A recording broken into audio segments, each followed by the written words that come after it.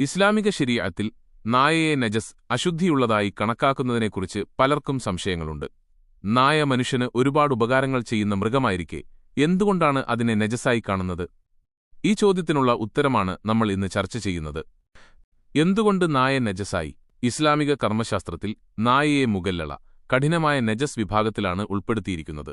നായയെ നജസായി കണക്കാക്കുന്നതിന്റെ പ്രധാന കാരണം അതിന്റെ ഉമിനീർ, രക്തം, മാംസം എന്നിവ അശുദ്ധമാണെന്ന് നബി സല്ലല്ലാഹു അലൈഹി വസല്ലം പറഞ്ഞു. നായാട്ടിനോ കന്നുകാലികളെ മേയ്ക്കുന്നതിനോ കൃഷിസ്ഥലം സംരക്ഷിക്കുന്നതിനോ അല്ലാതെ ഒരാൾ നായയെ വളർത്തിയാൽ അവന്റെ നന്മകളിൽ നിന്ന് ഓരോ ദിവസവും ഒരു ഖീറാത്ത് കുറവ് ചെയ്യപ്പെടും. സഹീഹ് മുസ്ലിം. ഈ ഹദീസുകളിൽ നിന്ന് വ്യക്തമാവുന്ന അനുവദനീയമായ സാഹചര്യങ്ങൾ താഴെ പറയുന്നവയാണ്.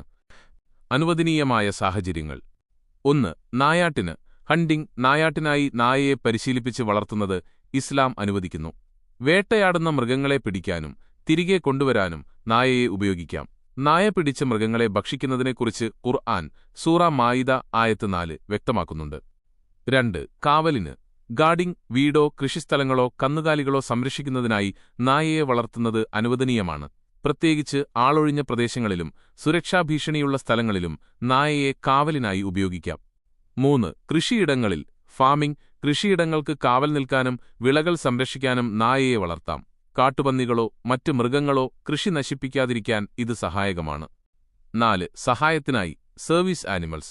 ആധുനിക സാഹചര്യങ്ങളിൽ കാഴ്ചയില്ലാത്തവരെ സഹായിക്കുന്ന ഗൈഡ് ഡോഗ്സ്, രോഗികളെ സഹായിക്കുന്ന ഡോഗ്സ് എന്നിവയെ വളർത്തുന്നതിനും ഭൂരിഭാഗം പണ്ഡിതന്മാരും അനുമതി നൽകുന്നുണ്ട്. ഇത് മനുഷ്യർക്ക് ഉപകാരപ്രദമായ കാര്യമായതുകൊണ്ടാണ് ഈ ഇളവ് നൽകിയിട്ടുള്ളത്.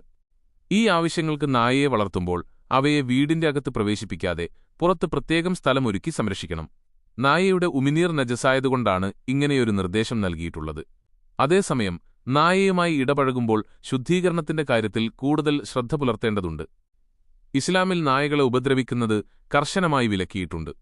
ഒരു നായക്ക് ദാഹിച്ചപ്പോൾ വെള്ളം കൊടുത്ത ഒരാൾക്ക് അല്ലാഹു സ്വർഗം നൽകിയ സംഭവം നബി സല്ലല്ലാഹു അലൈഹി വസല്ലം പഠിപ്പിച്ചിട്ടുണ്ട്. ഇത് എല്ലാ ജീവികളോടും കരുണ കാണിക്കേണ്ടതിന്റെ പ്രാധാന്യം വ്യക്തമാക്കുന്നു. ഇസ്ലാമിക കർമ്മശാസ്ത്രത്തിൽ നായയെ മുഗല്ലള, കഠിനമായ നജസ് വിഭാഗത്തിലാണ് ഉൾപ്പെടുത്തിയിരിക്കുന്നത്. നായയെ നജസായി കണക്കാക്കുന്നതിന്റെ പ്രധാന കാരണം അതിന്റെ ഉമിനീർ, രക്തം, മാംസം എന്നിവ അശുദ്ധമാണെന്ന് പ്രവാചകൻ മുഹമ്മദ് നബി പഠിപ്പിച്ചതാണ്. പ്രധാനപ്പെട്ട ഹദീസ്.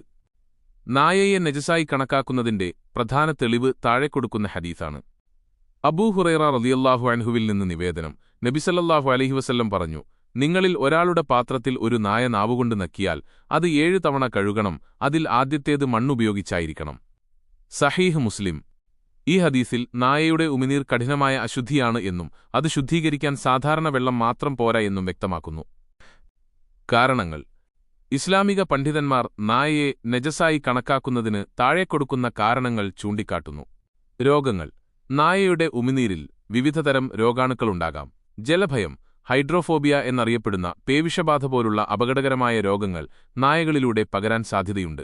അതിനാൽ നായയുമായി നേരിട്ടുള്ള സമ്പർക്കം ഒഴിവാക്കാനും ശുചിത്വം ഉറപ്പുവരുത്താനും ഇസ്ലാം ഈ നിയമത്തിലൂടെ നിർദ്ദേശിക്കുന്നു.